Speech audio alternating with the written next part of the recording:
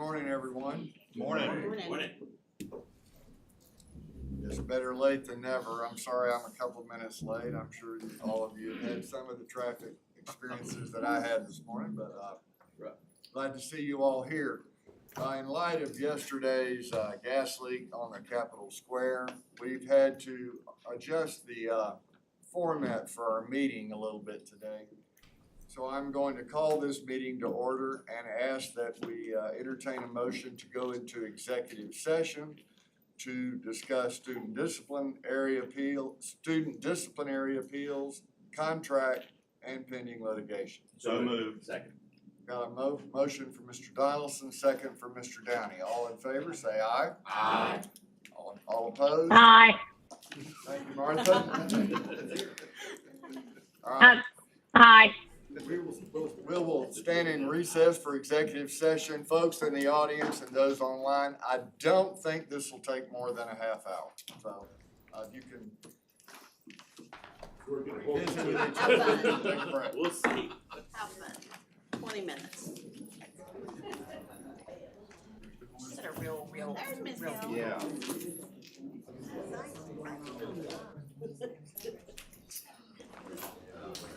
Across the world. Okay, so I'm a fan.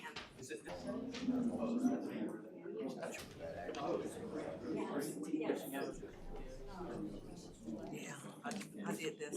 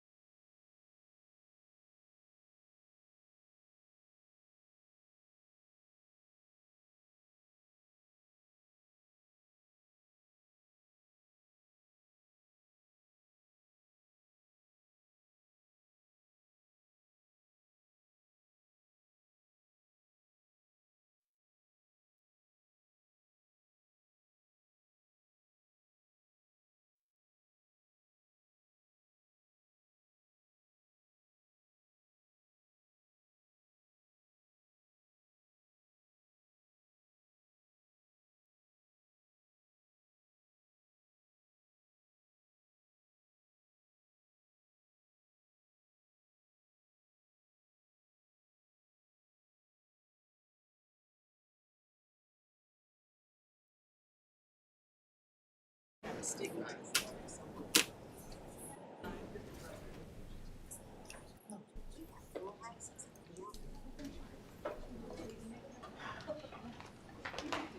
you for your patience, ladies and gentlemen. And for those of you that are joining us online, for those of you that came in the last 30 minutes, good morning to everyone. My name is Stan DeJarnett, and it's my honor to share this Board of Education for this year. It would be, I think it goes without saying that it's been a long time since we've had a normal board meeting. We've had hurricanes, school fires, and now a gas leak on the days of our last 3 board meetings. And so I'm hoping that 2025 brings us a little more normalcy. But because of yesterday's cancellation of our committee meetings yesterday, today's meeting is going to be a little more deliberate. But because we're going to handle each item separately, and I just wanted to give you a heads up on that. But I appreciate your diligence in fighting the traffic to get here, and it is a real honor to have all of you that are joining us here in the room, in the state boardroom, and also online. We have a lot of guests today, and I'm going to read the list that it's been given to me. And if you didn't get a chance to sign in, we don't want to miss the fact that you're here. So please, if I somehow skip over your name or if it's not on the list, if you'll just wave, we'd love for you to introduce yourself. I'll start with some representatives from the Georgia ACTE Association. Jody Reeves and Justin Arthur. Would you wave and let us know? Glad you're here.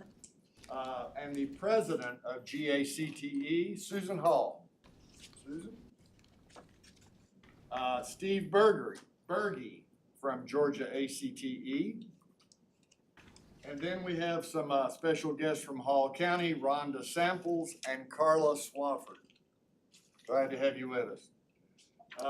We have a couple of very special guests from the U.S. Army Recruiting Center, and I want to turn this over to our former board chair, Mr. Scott Sweeney, to let him make this introduction. Thank you, Mr. Chair. With us today, we have Lieutenant Colonel Lindsey Gurham, and she's in charge of it's the U.S. Army Atlanta Recruiting Battalion.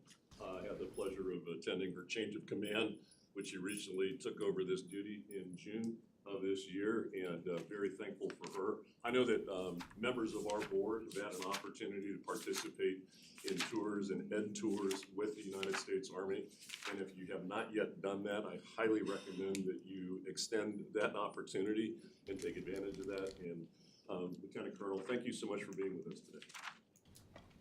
Thank you very much. Dr. Taylor, I understand you're with us as well, and thank you for being here. Joining us today is a woman who's become a good friend and a member of the executive committee of the Literacy Council, Andrew Pilgrim. Andrew, welcome. Glad to have you with us.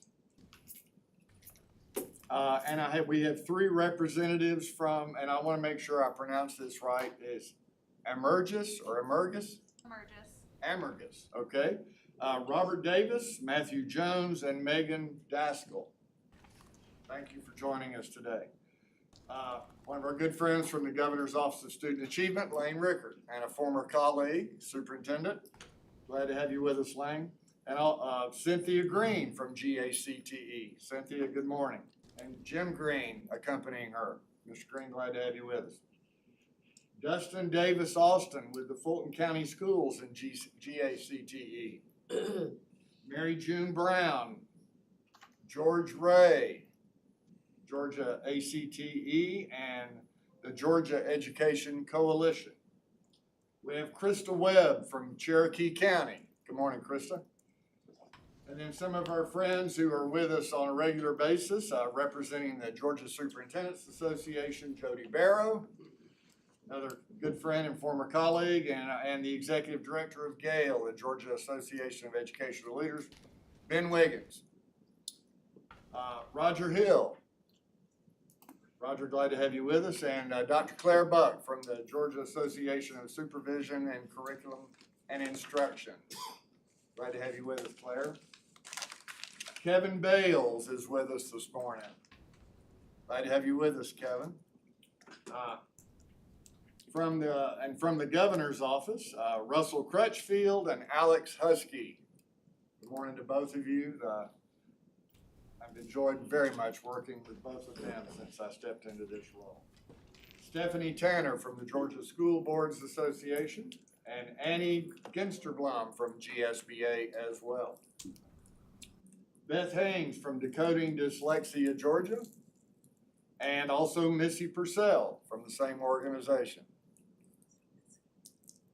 Former board member Kevin Boyd. Kevin, glad to have you with us. Sarah Richards, Georgia's literacy coach from the Governor's Office of Student Achievement. Mike Long, a former state board member and now a member of the Technical College System of Georgia board and a local legend. Sorry, I couldn't resist but you deserve that.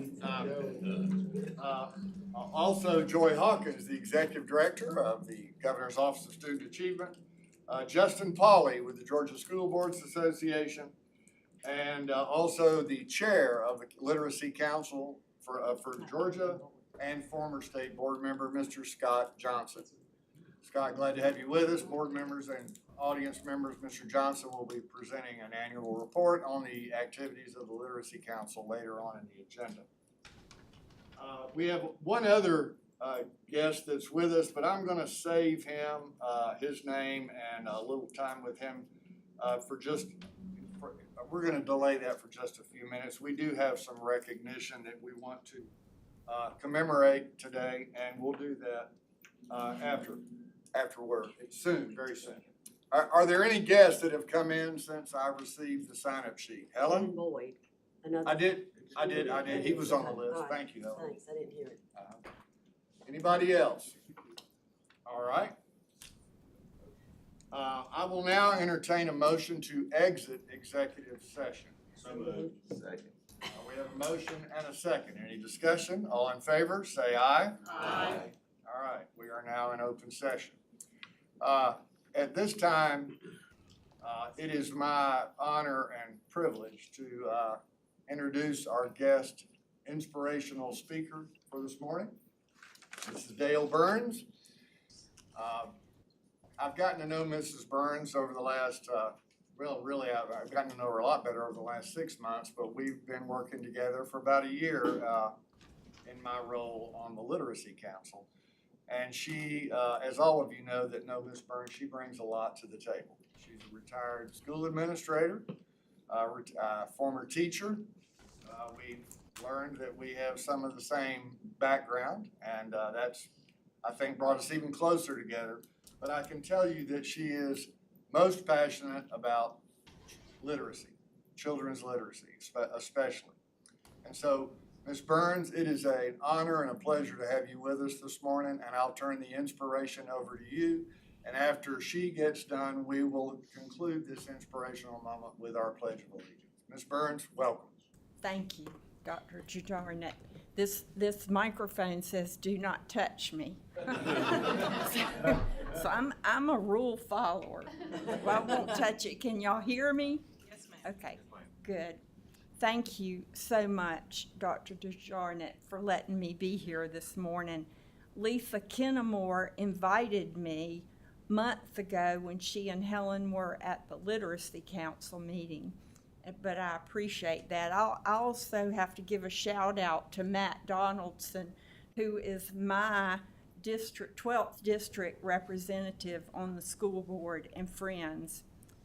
Superintendent Woods, thank you for what you and your wife Leisha do. Very good friends, and we've known each other for years. I'm just very thankful to be here today, and I want to be very optimistic. I want to paint a picture for you of what this Literacy Council is doing. But the real truth is, where is he? I'm like the warm-up band for Scott Johnson. I'm like the person that gets everybody ready for him, because I'm very excited to hear, and you're gonna love hearing what the Literacy Council does. Scott is our fearless leader. Without him, we just wouldn't have the direction that we have. And my goal is for everybody to leave this room today encouraged and optimistic about what's going on with literacy in the state of Georgia.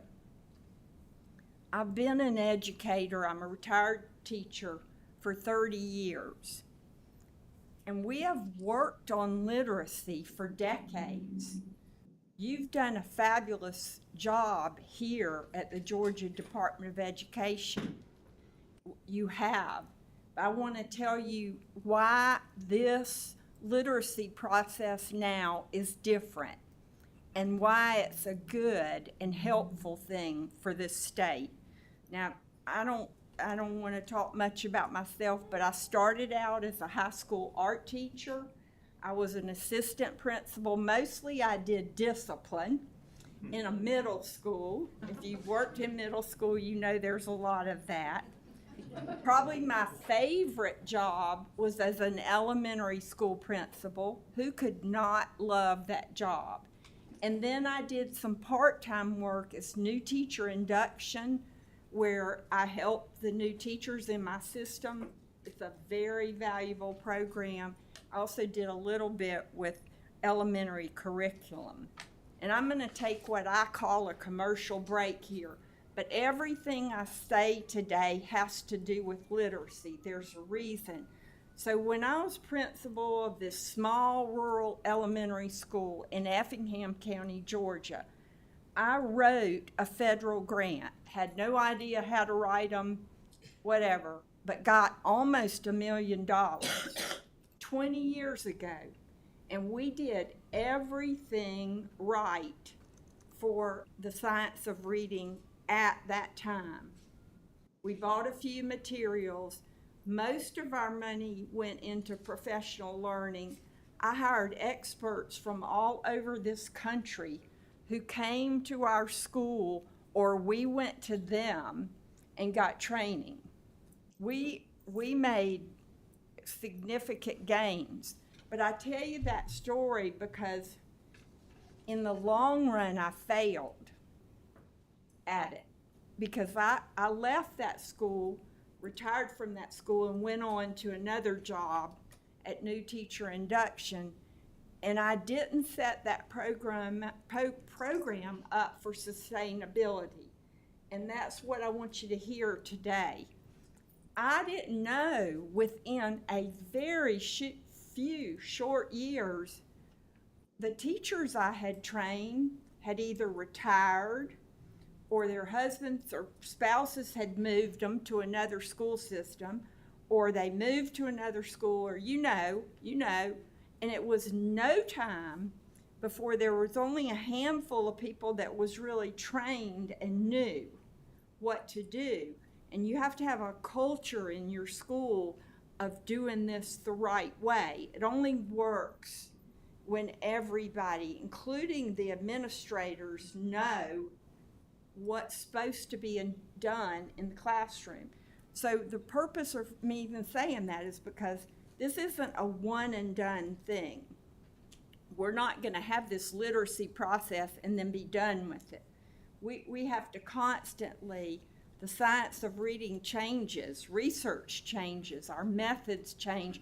Our children today are not the same, and they're constantly evolving in the way we have to teach them.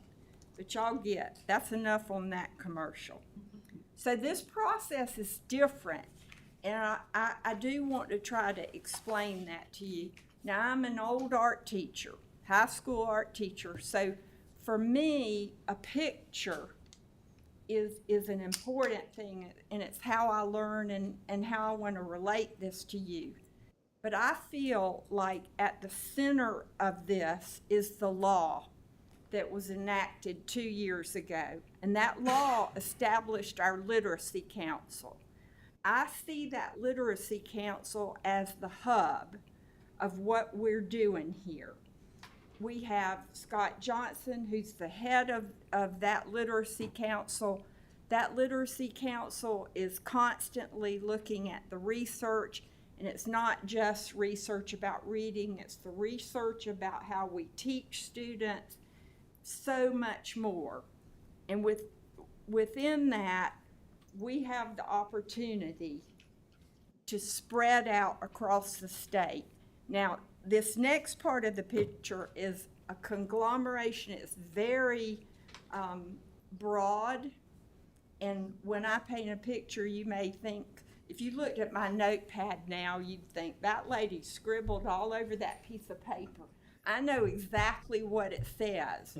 I may leave somebody out, and I'm not going to talk about too many people in this. I want you to get the picture of what's going on across Georgia. So my husband was here, and he had to leave to go to a Veterans Day thing. And the one thing, he was so scared, he said, now you can't talk for the governor or the House or the Senate. So I want everybody to hear me.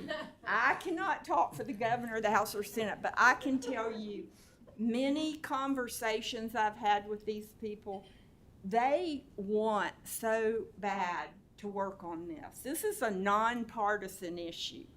Everybody, if you could feel the passion that people have for this and the desire to make this work, you would feel so encouraged about our state. So we have this, our Georgia Department of Education. We have Superintendent Woods. We've gotten to know people like Amy Denty and Nick Philman. And y'all, what is being done, y'all are training these literacy coaches that are going to the high-need schools. You have so much going on here. You know about the high-quality instruction materials. So we have the GA, the Georgia Department of Ed. We have the Governor's Office of Student Achievement back here. Sarah, raise your hand again. We have our own state literacy, what do we call you? Literacy coach. I couldn't think of the word.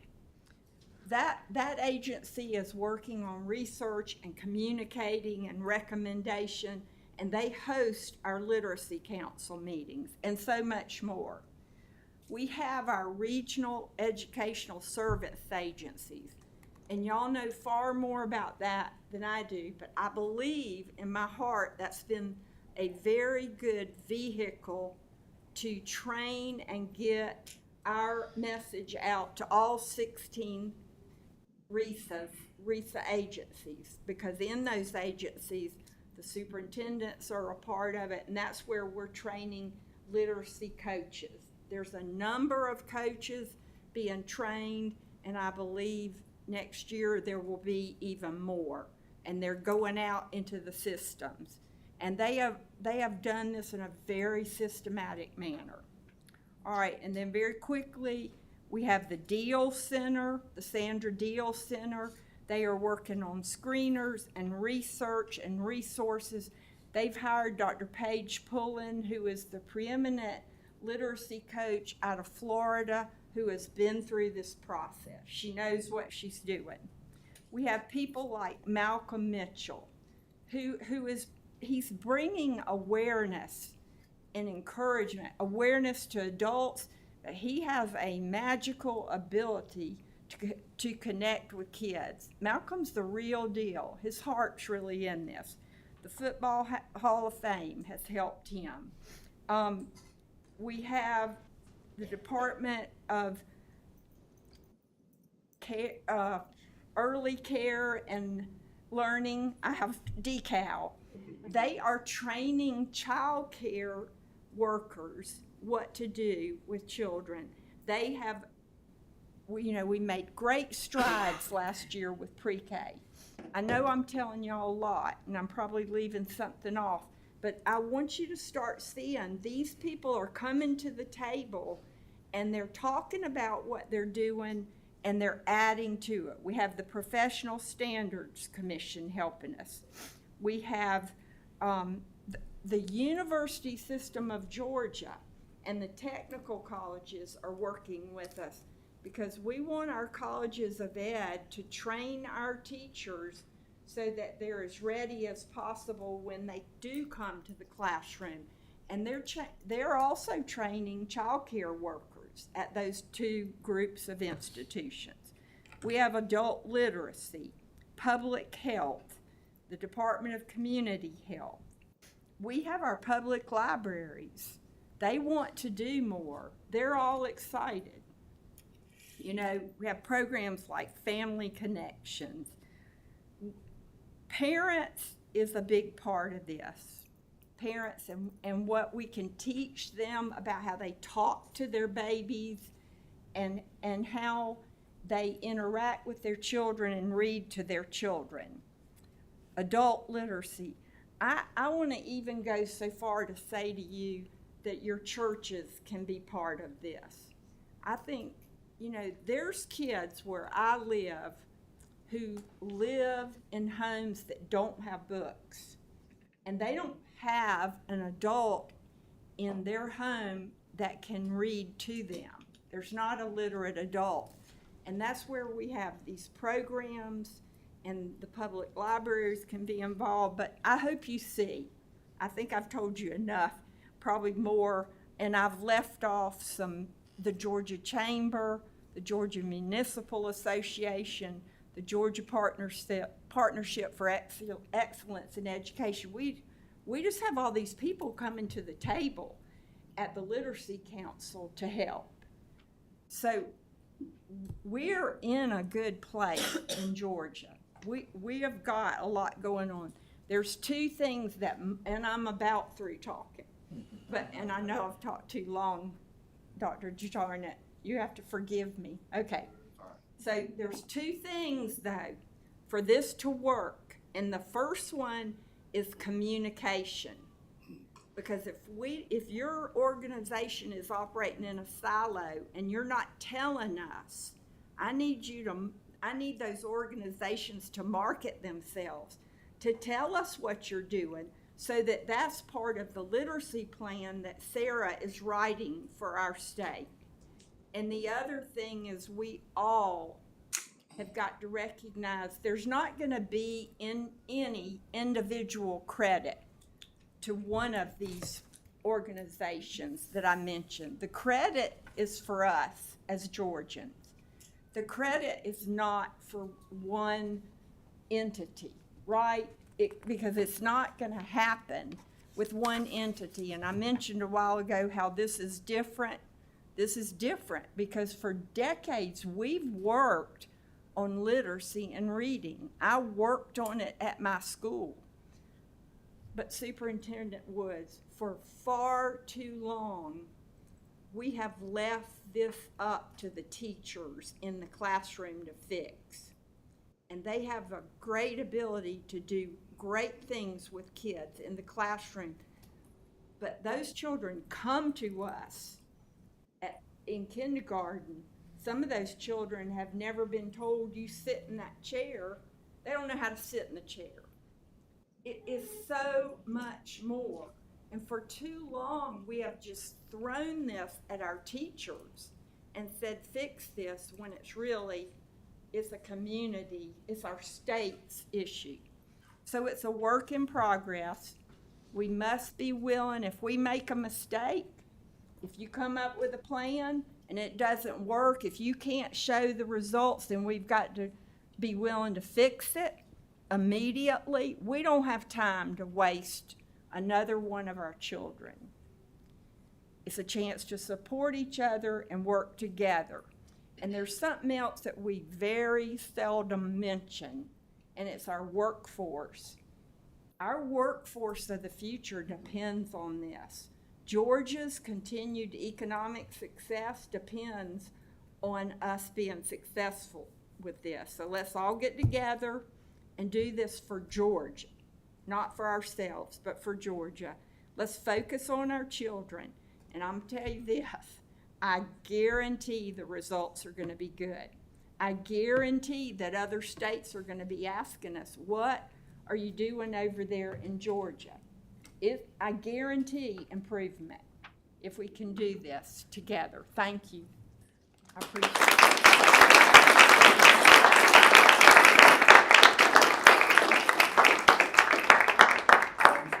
You lead us in the Pledge of Allegiance. I got nervous. Please stand and let's pledge the flag. I pledge allegiance to the flag of the United States of America and to the republic for which it stands, one nation, under God, indivisible, with liberty and justice for all. Thank Ms. you. Burns, thank you so much. Board members, Ms. Burns is going to be with us for the rest of the meeting. It's my understanding she's going to stay with us. And we're going to talk a lot about literacy later on when Mr. Johnson makes his presentation as part of my report. So I know a lot of you want to make comments, and we'll give you the opportunity to do that with Mr. Johnson's report. You okay with that? Yes. All right. Now it's time for some very special recognition, and to start that off, I'm going to call on our immediate past board chair, Mr. Jason Downey. Mr. Downey, the floor is yours. Thank you.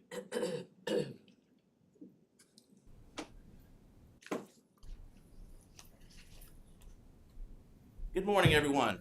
Morning. I don't think we have to worry about whether or not the mic can pick me up. I have a very loud voice. We are here today to honor someone, a public servant, who has helped improve Georgia in many facets of life.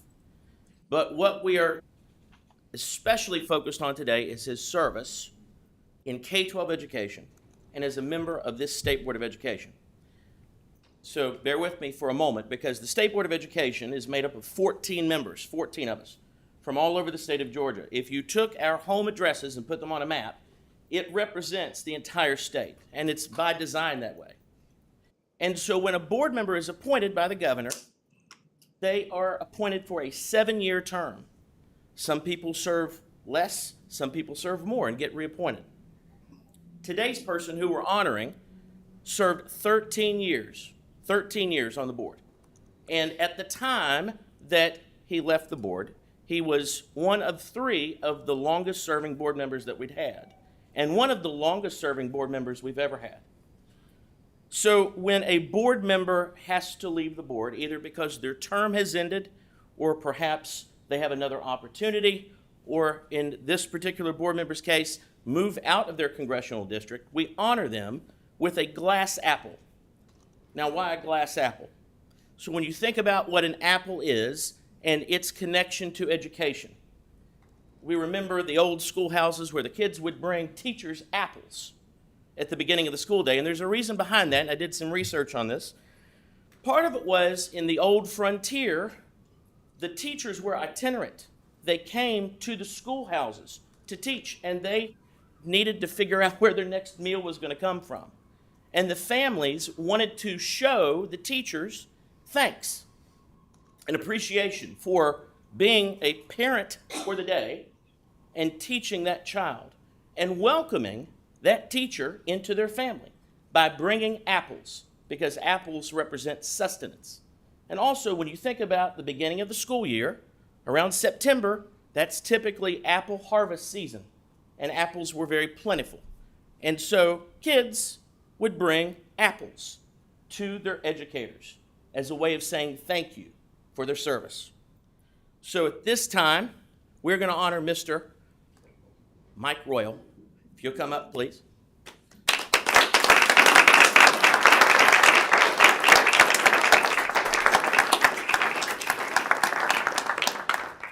So Mike served on the board for about just a little over 13 years. About 13 years and 121 days. Mike,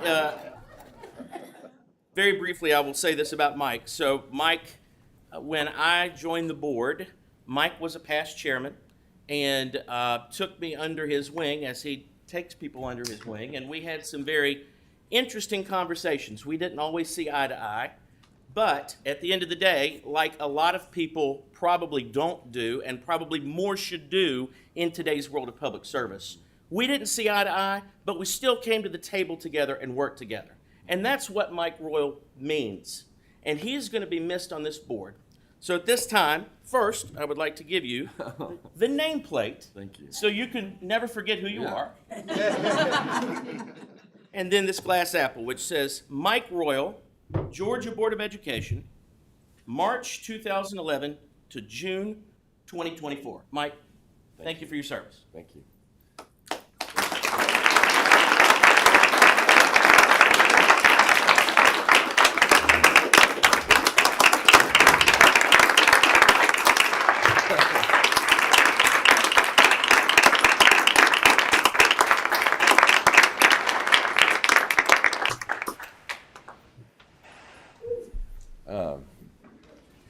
Looking around the room, I'm going to start with a number because I'm going to come back to that. 117,658. I'm going to start with that number. 117,658. I'm going to come back to that. I've got this has been, other than my kids and my marriage, the most meaningful thing I've ever done in my life. I look around that room, and all of you know that I'm a softie. Man, I've been called the hatchet man and some of the lobbyist terms. And we've had so many spirited debates here, but at the end of the day, everybody in here knows I'm a big softie. When I look around today, because I was given this opportunity by Nathan Dill, the lifelong friends that I have, this position, the almost 13 and a half years I spent here, has given me way more than I gave it. And I appreciate it, and I appreciate everybody here. It is that so. And those of you that know me know there's been a lot of life the last year. It's been tragic, but meaningful. But yeah, the friends that are here, but I don't want to focus this on me, because that's the essence of what you do, is it's not about me. I was thinking about this, Stan. I literally have no scripted comments for today. I know that scares you a lot. Thank you, Miss Lisa, and the conscience of the board, Miss Kennemore. But no, thank you, because when I sat here, when I left in June, and I was talking to you, that seat over there was empty. And I said, many of us have come before. The seats that you're sitting in, there was someone there. And when you leave, there's going to be someone there. I was excited when I was talking to the governor's office, and they told me that Jennifer was going to be the sitting in the chair, because I've known her for many, many years. I was like, that's incredible. Because I'm going to go two ways in this. I'm going to challenge you on a few things, and then talk to you about 117,658. Because I said, when I leave, somebody else is going to be sitting in that chair. That wasn't my chair. That was the state of Georgia's chair. That chair belongs to the constituents and the kids and the stakeholders of the state of Georgia. And that's the purpose that you serve. Because when I came on this board, I was excited to see the graduation rates were announced, and they're up again. From the time Helen, and like Jason said, there were three of us here still serving. The two, when we came on the board, it was 67.4. Now it's 85.4, 18 points. But what does that mean? And the job you do matters. And that's going to be part of the challenge I give you is, I know I got the opportunity to meet our new teacher of the year. That chair is different too now. I had dinner last night, and I can already say I'm very excited about the year you have ahead of you. But every decision you make matters. And I was thinking about a bunch of them, reflecting on a bunch of the hard decisions. Being called everything but a good Christian boy for some of the decisions. But it's gone up 18 points. What does that mean? I was reflecting on some of the hardest decisions. I remember you just got out of executive session. You're going to be voting today on appeals from students today.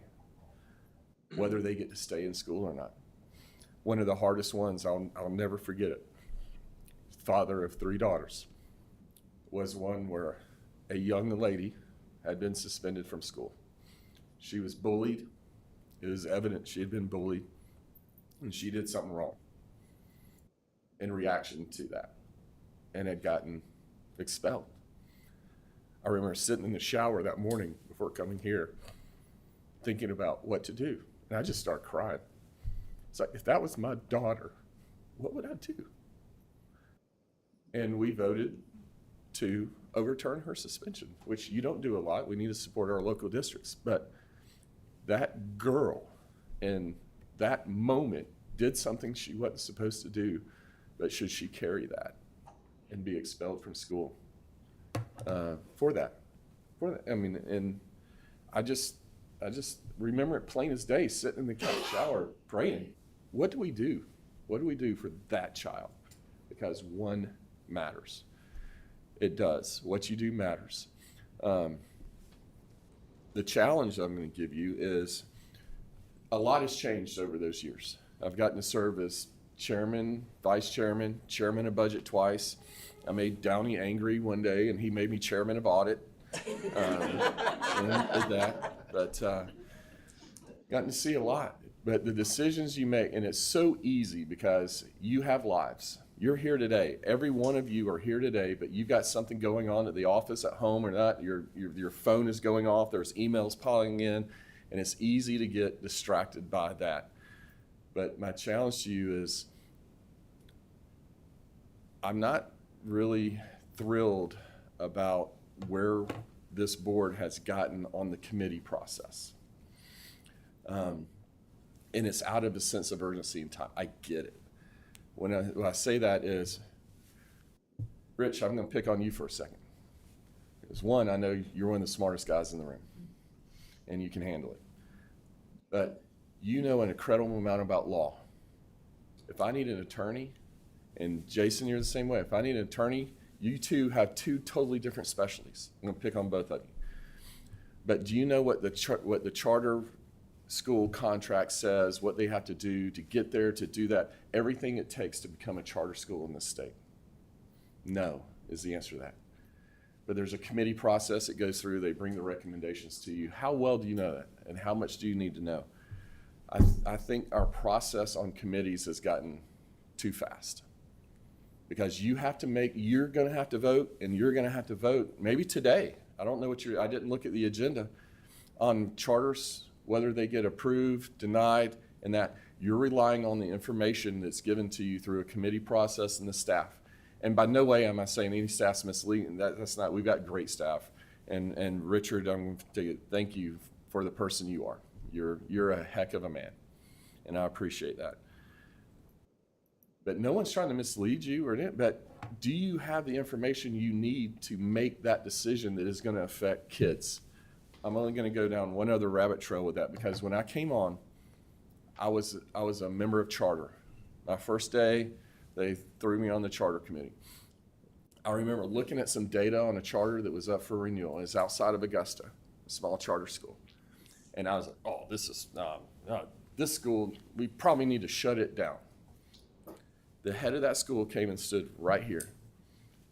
And in the questions, we started questioning her on the performance of that charter school. And I'll never forget it, because my heart changed that day. I was looking at the data there, I was like, rah, rah, rah, rah. And we were talking about some of the things, and she said, you know what? I think I may have asked her the question. I don't remember who did, but I am trying to make a difference in these kids' lives. She said, just yesterday, I remember, she said, just yesterday, little boy was late to school. I met him at the door, and he was late. And I talked to him and said, why are you late? You know you've got to be here. And she said, that little boy looked at me and said, I've been trying to wake my mama up all morning to bring me to school. I love school. And I couldn't wake my mama up. And when I finally woke her up, she brought me to school. It's like, what a difference that school makes in that kid's life. It's not the kid. In the partisan world we're in, these kids don't have RD stamped on their butt. Because we got some choices to make here. We can educate them or incarcerate them. And those that escape incarceration that we don't educate are going to eat from the hand of government the rest of their life. But the decisions you make today are going to affect a child, not one.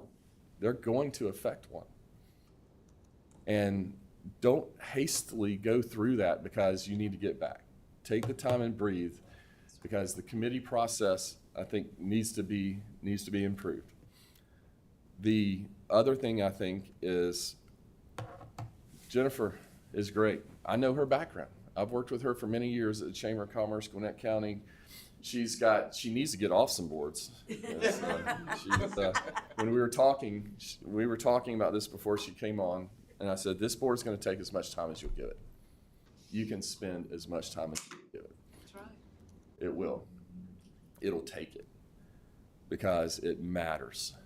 I don't know how many times in state law the state law says state board shall.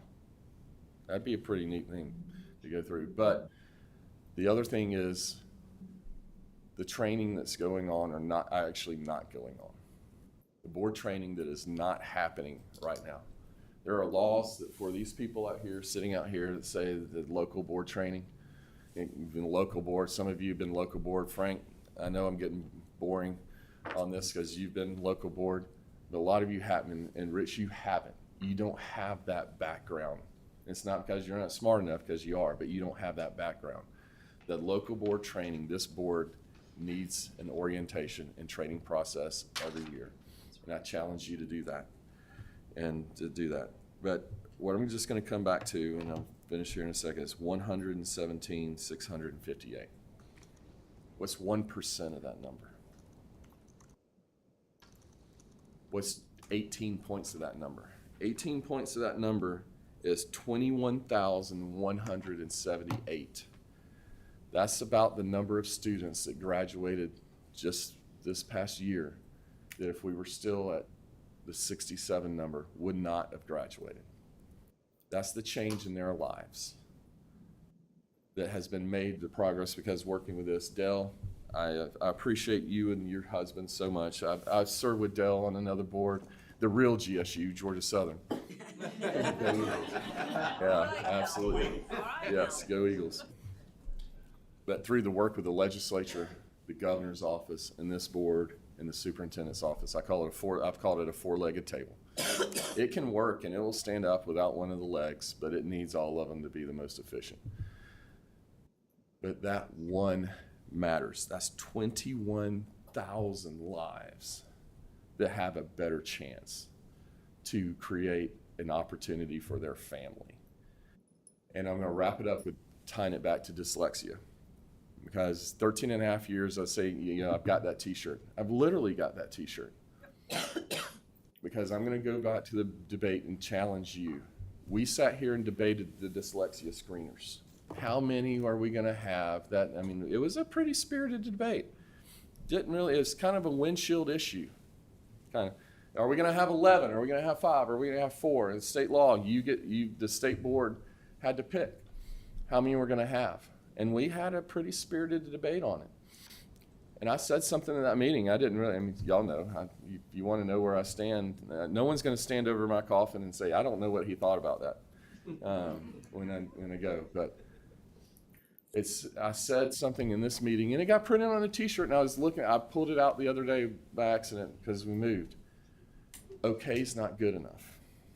It got printed on some t-shirts over there because we were talking about dyslexia screeners, and it's like, these are okay. Okay is not good enough. Fight for the one.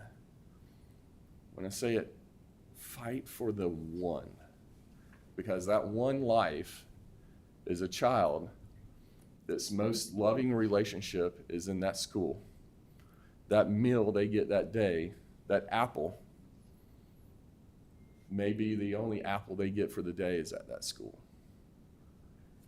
Fight for that one, because that one matters. What you do matters, and okay is not good enough. Thank you.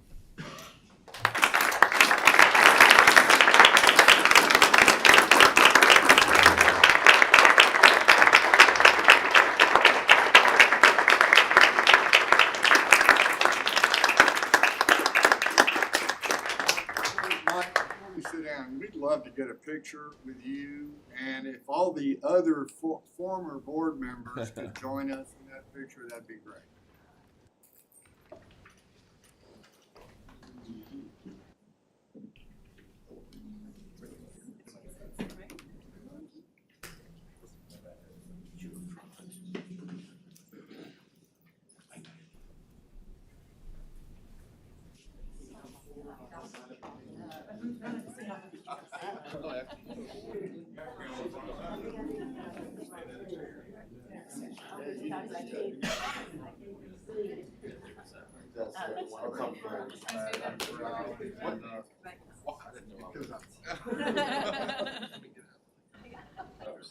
Those in the back row, just make sure your face is in between the, that's the front. All right, here we go, and 3, 2, 1.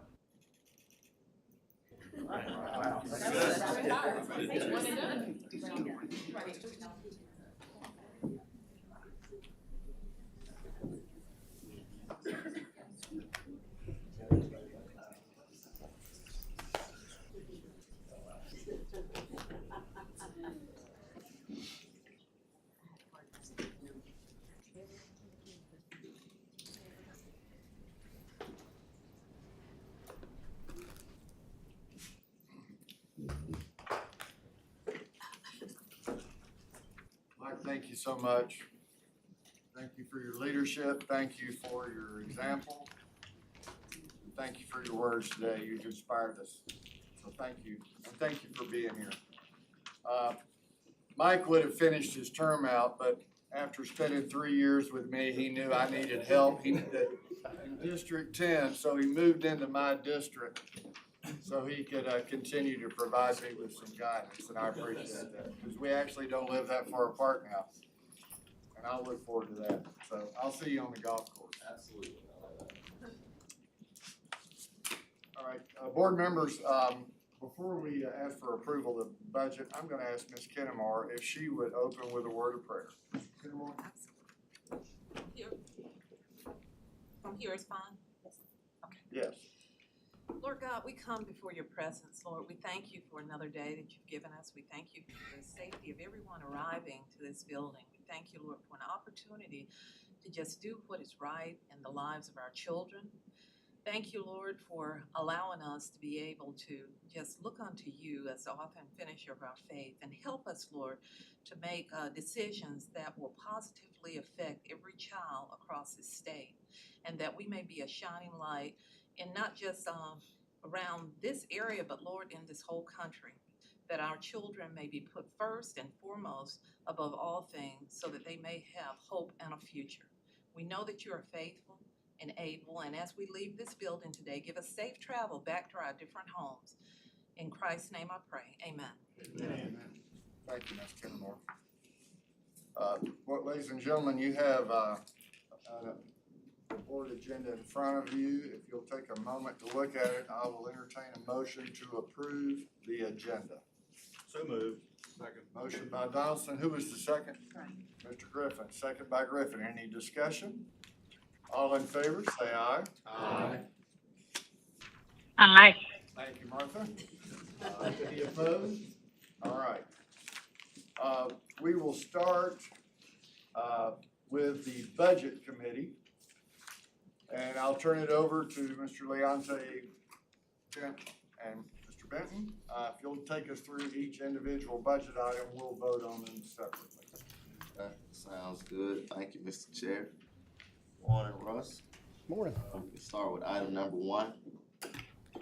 Yeah, item number 1 is our FY25 construction-related equipment grants for CTAE. This grant amendment will fund labs and LEAs that were not ready to receive funding at the beginning of the fiscal year, but have since completed the construction of their labs.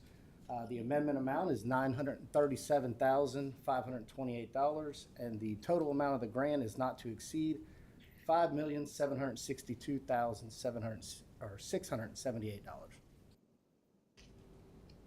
Does anyone have any questions for Mr. Rowe about this agenda item? Okay. Any additional discussion on it? If not, I'll entertain a motion to approve agenda item 1. So moved. Second. Motion by Donaldson, second by Benton. Any, all in favor? Aye. Any opposed? All right, item 1 on the budget committee list is approved. Item 2, Mr. Benton. Item 2 is a contract with Assistive Technology and Accessible Educational Materials. The purpose of this contract is to provide assistive technology and accessible educational materials such as e-text, large print, and braille for our K-12 local education agencies. The total contract amount is not to exceed $1,093,164. Thank you, Russ. Any questions? I've got a question. How long have we been into this contract? Is this the first, Sean, can you talk to, yeah, We've been several years now. is it 5? Yeah, I think 4th year. Okay.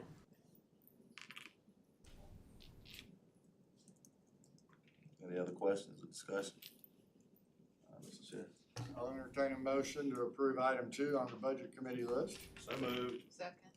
Motion by Donaldson, second by Kennemore.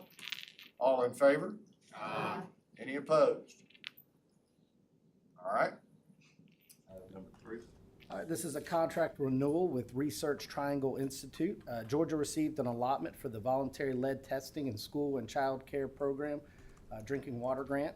With this contract renewal, Research Triangle Institute will continue testing drinking and cooking water sources in schools and child care facilities.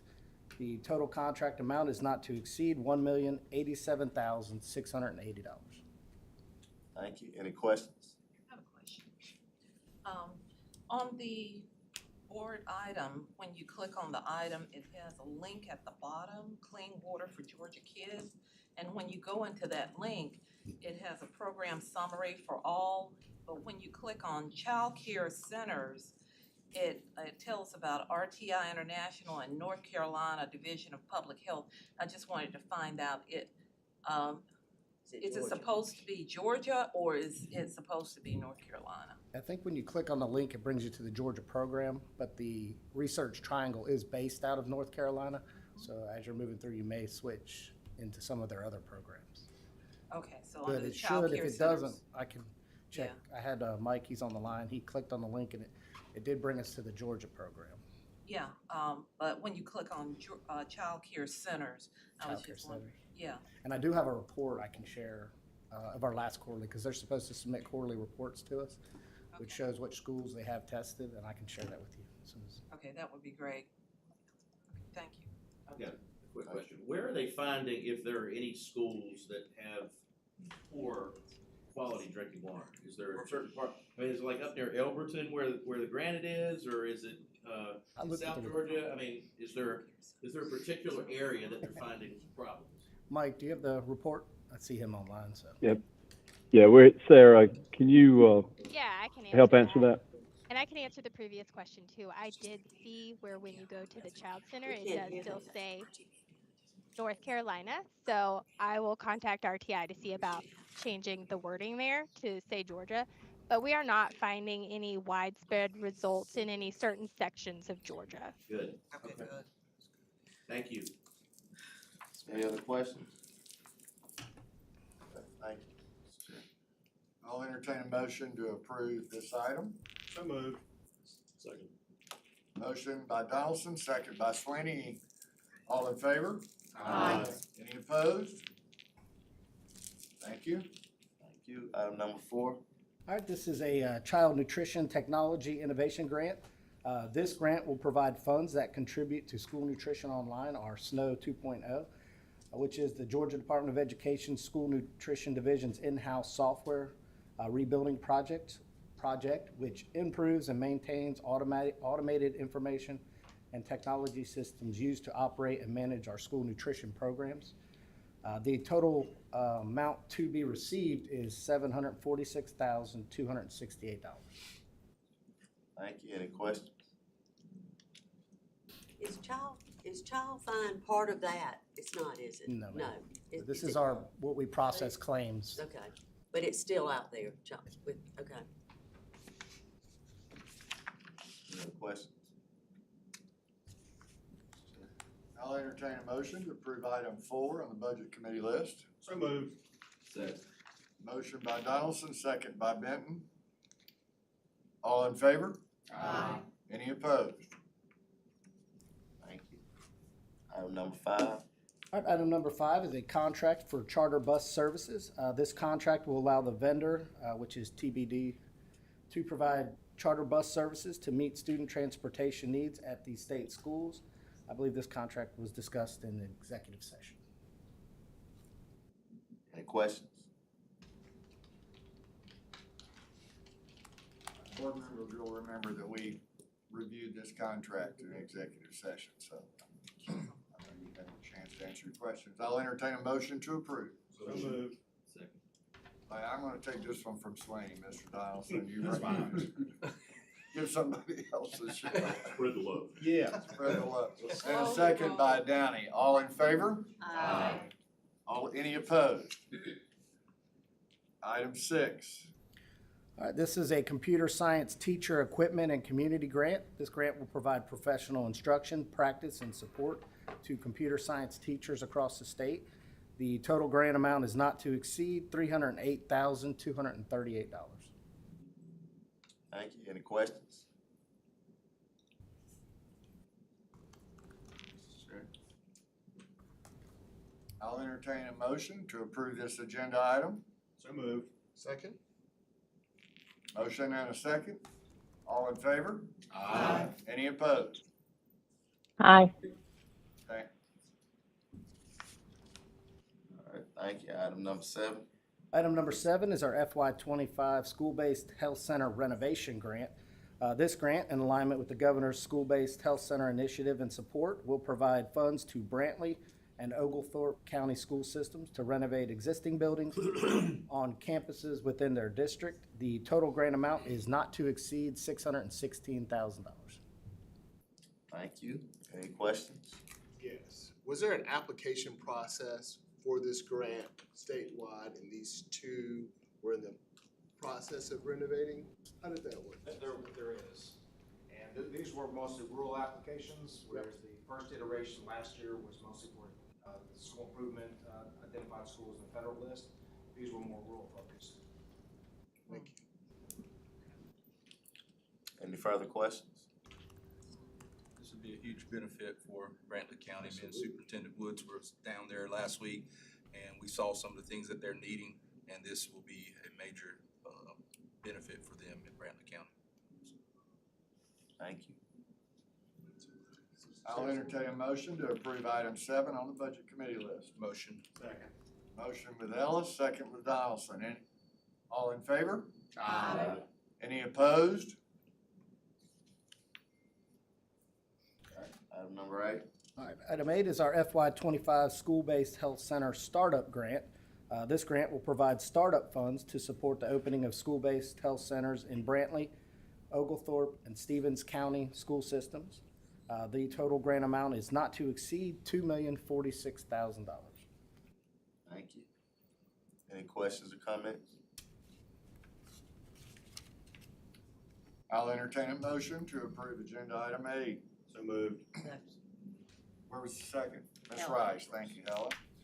All in favor? Aye. Any opposed? Aye. Thank you, Martha. Item number 9. Yeah, item number 9 is our 50 to 250 contracts. If there are any questions, I'd be happy to answer. Okay. Sure. Any questions about any of these contracts? I know you've. All right, 9 and 10 together, or? Let's go ahead and do them separately. I'll entertain a motion to approve these contracts contained in agenda item 9 under the budget committee. So moved. Second. Motion and a second. All in favor? Aye. Any opposed?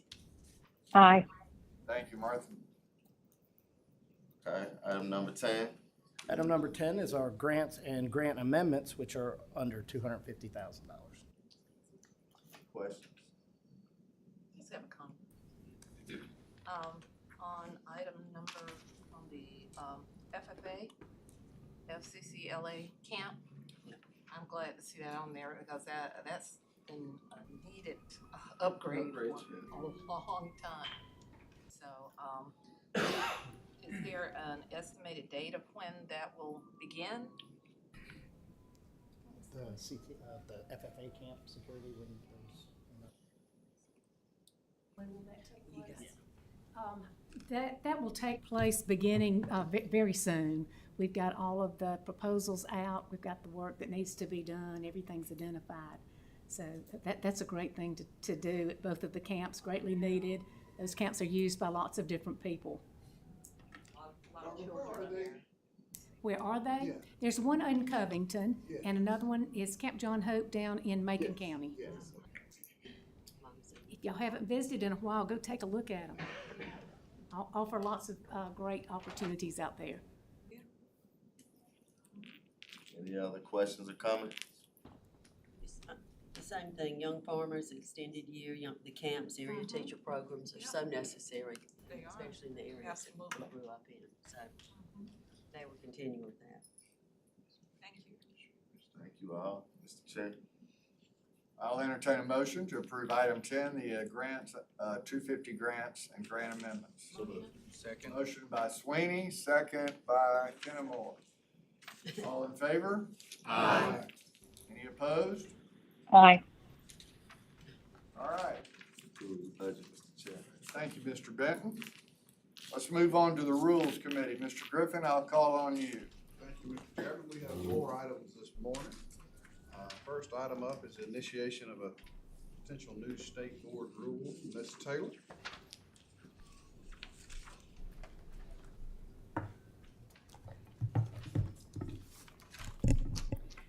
Good morning, or good afternoon. Nope, still in the morning. Good morning. Item number 1 on the agenda is a request to bring a rule for initiation. If approved, the rule will be posted for at least 30 days for public review and comment. Rule 160-5-4-.15, processing of plans and specifications for public school construction, is being amended to add the requirements that local boards of education have their architectural plans for new school construction reviewed by their local law enforcement agency or local emergency management agency prior to receiving final approval of such plans and specifications. This amendment fits seamlessly with current approval requirements for school planning and construction. School system architectural plans for new school construction will not need approval by local law enforcement or emergency management agencies, but ensuring their review of these plans is designed to foster proactive collaboration on school safety between these critical local partners. If approved, the rule will be posted for at least 30 days for public review and comment. Thank you, Ms. Taylor. Any discussion? Yes, ma'am. I'm glad to see this, especially with school safety. When I've gone to some of the planning session at some of the schools, the public safety, they make comments about the different construction plans at the schools and how they either benefited or they kind of caused issues with school safety getting in if there were an emergency. So I'm glad to see this. Thank you, Ms. Gilmore. Any other comment? I have one. When the rule calls for construction plans to be reviewed by the or their local law enforcement agency, if a school district had its own police force, would that qualify, or does it need to be reviewed by county sheriff or local police? I'll leave it to Mike Sanders, I believe is online. And I think it would be fine to for their local police force to review it. I think that would satisfy the requirement. However, I personally would encourage the school systems to involve as many of their local law enforcement as possible, just to have the full sets of eyes looking at every angle. But to answer the question, I do believe that would satisfy the law or the board rule. Mr. Ellis, this kind of thing's going on all the time now, is it not? Yes, sir. I definitely think that it does need to be reviewed by the sheriff or the chief, whichever school jurisdiction that falls in. Because even if a school system does have a police department and a SRO, your response and assistance is gonna come from the local jurisdiction. So, having your chief or your sheriff, whichever school, some schools fall in the city limits, some fall in the rural areas. So definitely having, those representatives at the table for discussion. I think it makes a lot of sense. I know that it goes on all the time now, but I think putting it into a rule, I think makes a lot of sense. Yes, sir. And this also includes EMS, so again, first responders of all types, because those are, like, if you have to get an ambulance or some type of, vehicle there, those are things we want to look at. But, Richard, when it's submitted to the state board, the DOE, their plan is submitted to you, y'all will probably massage it too, or make sure. I mean, as far as looking at that the board rule was Right. adhered to. Yes. So again, that Okay. would be a check off for us. Final approval of the plans and specifications won't be given from our department until, and there are multiple things they have to turn in, but that would be one of the check boxes that they would have to have turned in to us prior to us submitting final approval. Thank you. If it's lacking in the definitive, broader approach, and this is for adoption today. This is for posting? Initiation. Right. Does it make, and I don't want to do anything on the fly, but does it make sense to go ahead and enhance the language here to comport with what Nick was suggesting? I think there's a lot of organizations that are doing this already, but, and it's not to suggest that anybody is slipping something under the radar, but just doing it with their local, safety resource officers, but maybe enhancing this a little bit by adding that language.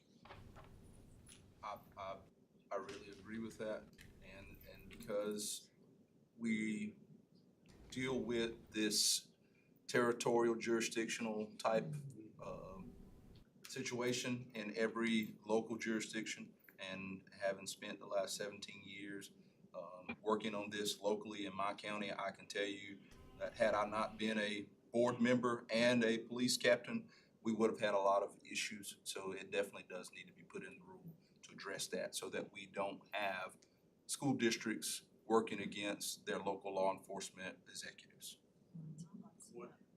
And to that point, and to piggyback off what Scott is saying, from a conflict of interest standpoint, and follow me on this, because if you've got a school resource officer or a police force, let's back up, a school district police force, what may need to be done to a plan to make it safe might enhance the budget, right? It may add cost to something, right?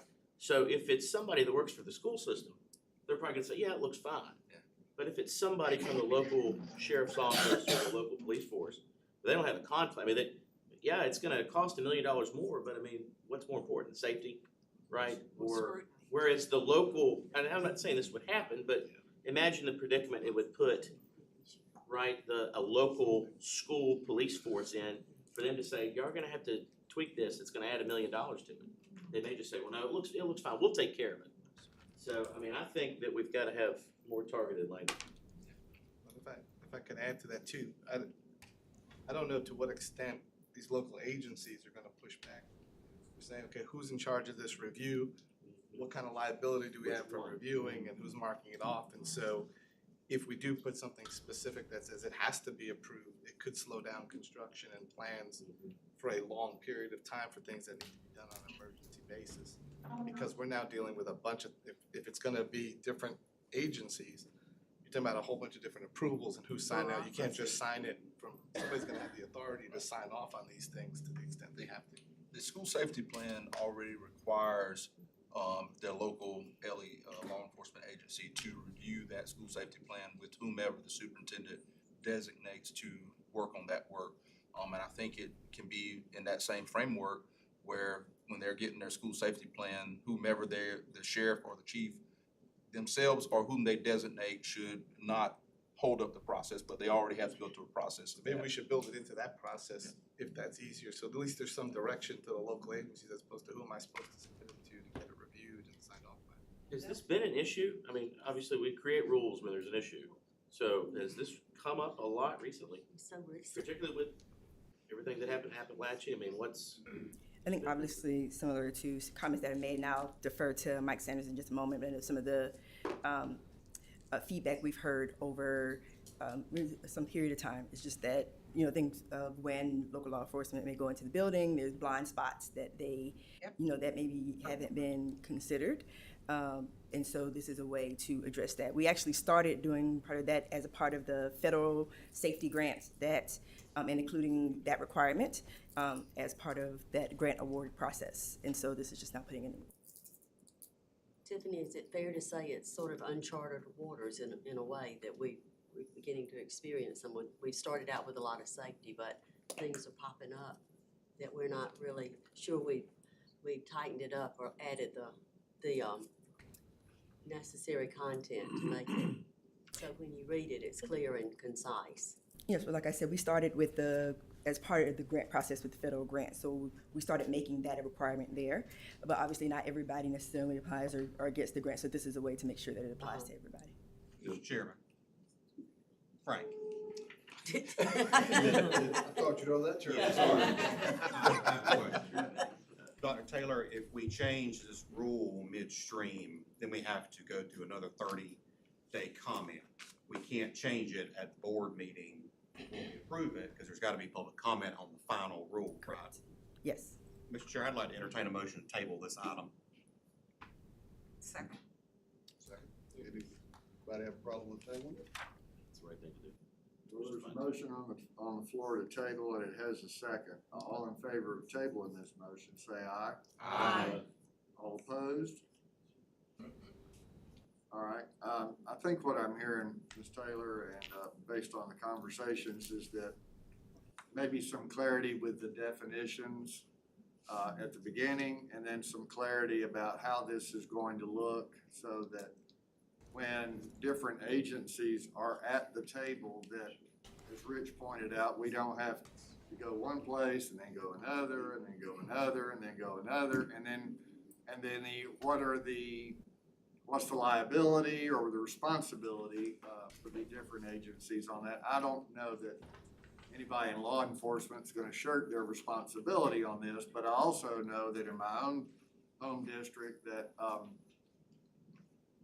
they may not have as much experience with approving facility plans in a small district as they might in a large district where facilities plans are almost approved on a monthly basis at the local level.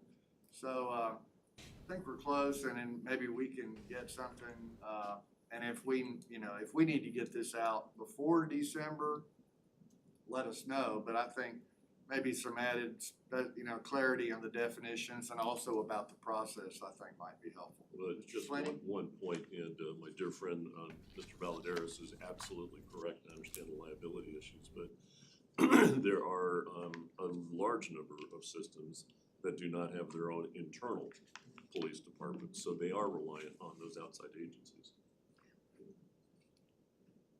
Absolutely. All right, well, the motion has been approved to table this item, but we'll look forward to seeing another version of it very soon, and you let us know when we're ready, and we'll take it up again. Thank you. Item number 2, hardship waiver from Rome City. Rome City Schools is submitting this request to waive Section 188 of State Board of Education Rule 160-5-4-.16, Educational Facility Site Construction and Reimbursement, related to guidelines for receiving state capital outlay funds and seek reimbursement for funds expended for their 2024 new middle school project. The district inadvertently failed to advertise the project on the Georgia Procurement Registry as required by the Official Code of Georgia Annotated, Section 36-80-27 and Section 36-90-20. No protest, claim, or dispute was received by the district regarding the advertising or proposal process related to the project. Approval of this waiver request will offset the substantial financial hardship that would be caused by the loss of reimbursement of funds for this capital outlay project. Any discussion? Yes, sir. Chairman Griffin, we've had this before. You remind me, Dr. Taylor, that's it, it's actually a state law. So by us giving them a waiver, we aren't blessing their state law violation. We're giving them a waiver on our requirements. Correct. So it's still a state law violation. We're not blessing it in any way. That is correct. Thank you. That's all I have. Thank you, sir. Any other discussion? Mr. Donaldson, there are days when I'd love to waive state law, but, I know we don't have that power. Just wanted to make we sure. don't have that. All right. We need a motion, Mr. Chairman. All right, motion to approve, this Rules Committee hardship waiver. So moved. Second. Motion and a second. All in favor? Aye. All opposed? Item number 3, hardship waiver for Appling and Atkinson County Schools. The Official Code of Georgia Annotated, Section 20-2-281J, requires the State Board of Education to adopt rules and regulations requiring the results of end-of-course assessments to be included as a factor in a student's final grade in the core subject course for which the end-of-course assessment is given. State Board of Education Rule 160-4-2-.132E, statewide passing score, currently places that percentage weight at a minimum of 10%. It is recommended that this section of the rule be waived for Appling County Schools and Atkinson County Schools to provide that the ELC percentage weight to be included in a student's final grade in the course assessed by the Georgia Milestones EOC be reduced to 0.01% for the 2024-2025 school year only, in recognition of the impact of school closures resulting from Hurricanes Helene and Milton. Any discussion? Hearing none, Mr. Chairman, we need a motion. I'll need a motion to approve this item. Motion. Second. Motion by Ellis, second by Donaldson. All in favor? Aye. Any opposed? Thank you. Item number 4, we have several strategic waiver contract amendments. Ms. Taylor? Yes, the following systems are seeking to amend their strategic waiver contracts: Burke County, Hancock County, Jeff Davis County, Johnson County, Newton County, and Walton County schools. In response to recent weather-related emergencies that impacted districts across the state, each system identified above seeks to add a waiver of the Official Code of Georgia Annotated Section 20-2-168C related to school day and school year to make decisions about the length of the school year and the number of required makeup days at the local level, according to the impact of the weather events on their school calendars and the needs of their students and school communities. Is there any discussion? I have a question. Yes, ma'am. So there were a large number of counties that were severely affected by weather events recently that would have affected school openings and closures. Is there a period of time in which they have to request a waiver of this, like this, for this school year? So most of these systems already have access to this waiver. These were systems that did not have this particular waiver identified as one in their contract. And so they, after the school closures of the events, recognized that they needed and reached out to make that request. Thank you so much. But if there are are there others that you may be aware of that could ask for this waiver? I don't anticipate for this particular waiver. There were just a very few that did not already have access to this waiver. Any other discussion? I think if I understood this correctly, that these systems in which we want to help and support, but they did have a plan of action of what they were wanting to do.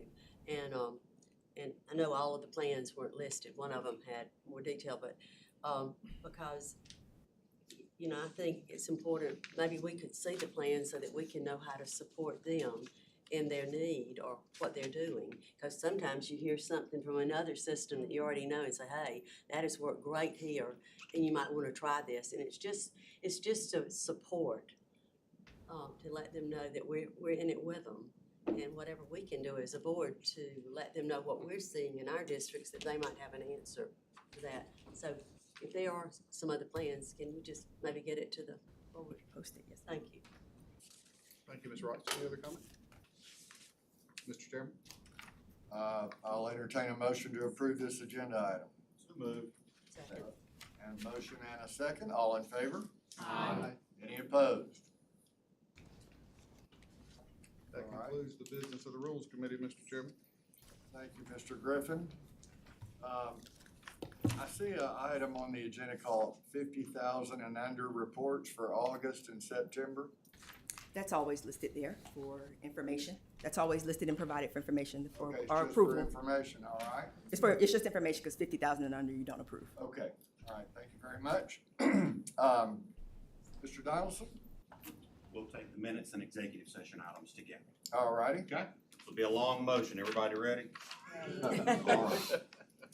It is recommended the State Board of Education approve the minutes of the September 2024 State Board meeting. It is recommended the State Board of Education approve the minutes of the September 25th, 2024 executive session.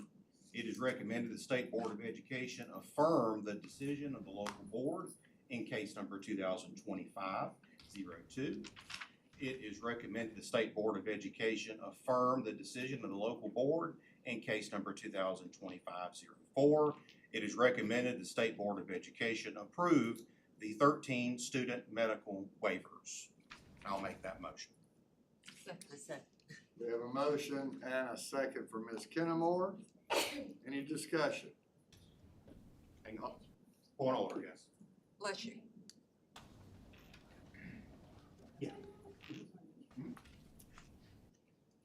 All in favor, say aye. Aye. Any opposed? Mr. Donaldson, you have one extra item? Yes, it is recommended the State Board of Education remand the decision of the local board in case number 2025-05. And I'll make that motion. All right, we have a motion. Second. Second by Downey. All in favor? Aye. Any opposed? And abstain. Any abstentions? Yes. We have one abstention by Ms. Petty. All right, that includes our action items, I believe. It is now time for the chair's report, and I'm going to call on Mr. Scott Johnson. Mr. Johnson, I don't want you to take this personally. We've got a couple of board members that have a hard stop at 11:15 for another meeting. But the rest of us are gonna stay put. And those of you that are able to remain, let me call your attention to two documents that Mr. Johnson has already put at your place. One is the letter from Mr. Johnson as chair of the Georgia Council on Literacy, and then another is a data packet. So you have those in front of you. Mr. Johnson, the floor is yours. Welcome. Thank you, Mr. Chairman. Welcome back. Indeed. Thank you. It is good to be back with you as your former colleague and your partner in this, in so much of what you do, because I know you're engaged on the work of literacy in Georgia. Everyone at this table, in fact, everyone in this room is engaged and realizes the importance of it. I will say, my warm-up act, I don't know if I can exceed that the personal touch that she gave this issue, but I will try to share some data with you to back up what you know, inform you a little bit about what you may not know, and answer your questions. And I will say one more thing. I've never had anything I've said end up on a T-shirt. That you know about. You don't know. But that's something, we can all, I can aspire to, I guess. But Senate Bill 211 directs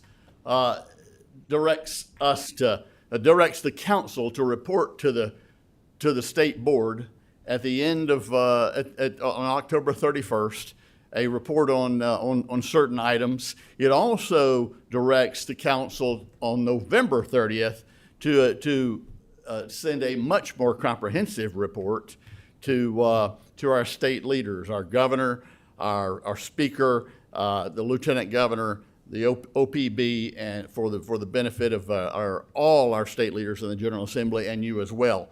We will be doing that at the end of this month. But when I shared the October 31st report with Chairman DeJarnett, he was gracious enough to say, "Can you come and present to the entire board?" And I appreciate that. And all board members, Superintendent, it is an honor to be here. It is an honor to chair the Georgia Council on Literacy. I will say, it can't be said better, I think, than Senate Bill 211, which is the enabling legislation for the council, says it to set up the first words. Current Georgia literacy rates are not where they need to be to support the workforce needs of our growing economy. We all know that we got so much to be proud of in Georgia.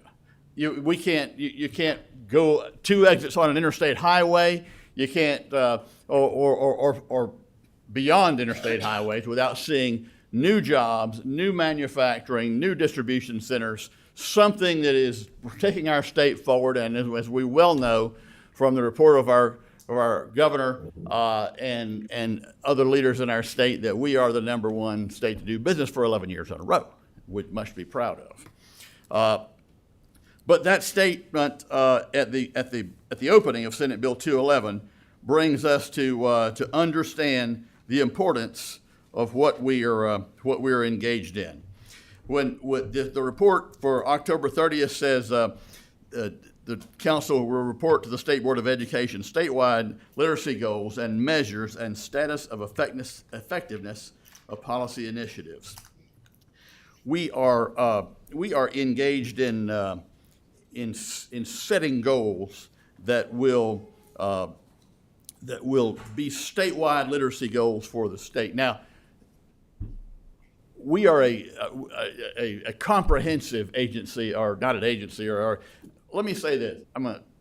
We are taking this. The 30 members of the Literacy Council understand and are reaching out to stakeholders, to agency heads. Obviously, this Department of Education is a major part of it, and you are, and taking it on with a task force mentality. We know that we have a limited amount of time to change the trajectory of the future of literacy to Georgia, to change the future of our state. And we know it's not just a workforce initiative; it's a moral imperative. It is wrong for us to believe that children can't read, and it is wrong for us to believe that it is not an important life-changing measure for every child and every adult.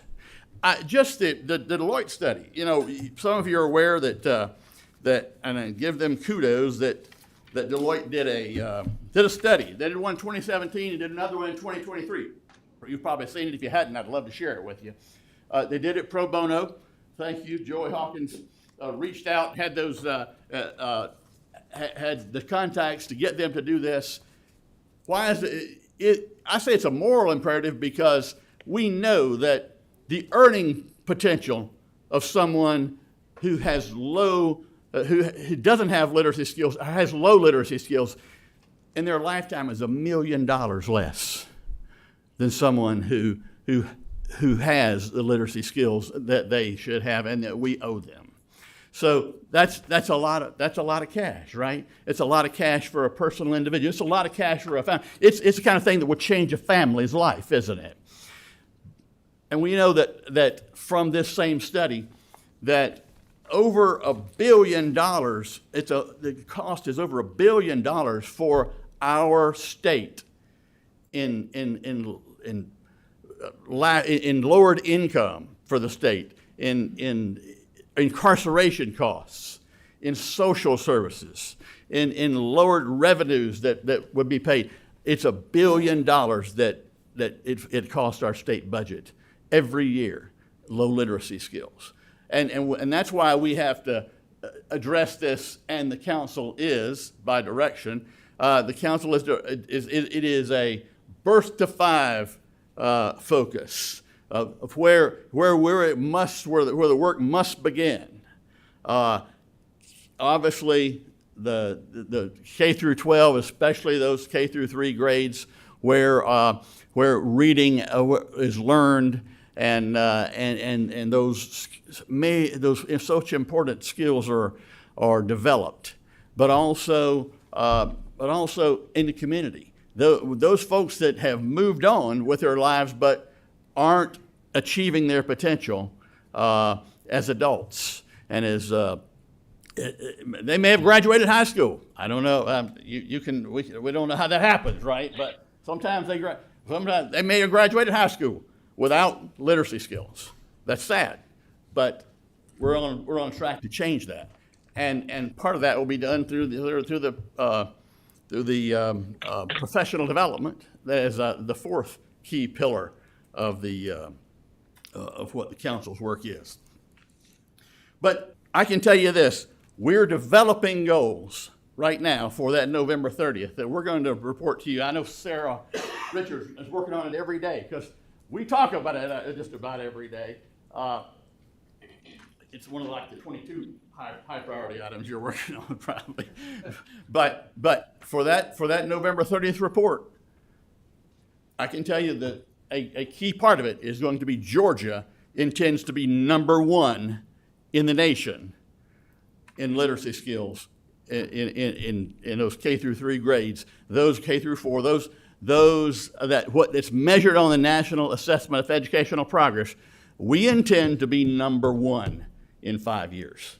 That's a goal that we will say, we'll stick with, and all of us working together, as Mrs. Burns said, we can achieve. Now that's a lot. That's more than a year's progress every year, right? Because NAEP says we're number 28 now. Yeah, look, that's just one way of measuring. But it is the measure that everybody takes. It is the one that the National Assessment of Educational Progress, the NAEP scores, of US Ed, is the one that it's a report card, and we have to give it the attention that it deserves. But how are we doing that? Well, we're reaching out to states that are ahead of us, so we can learn from that. We're reaching to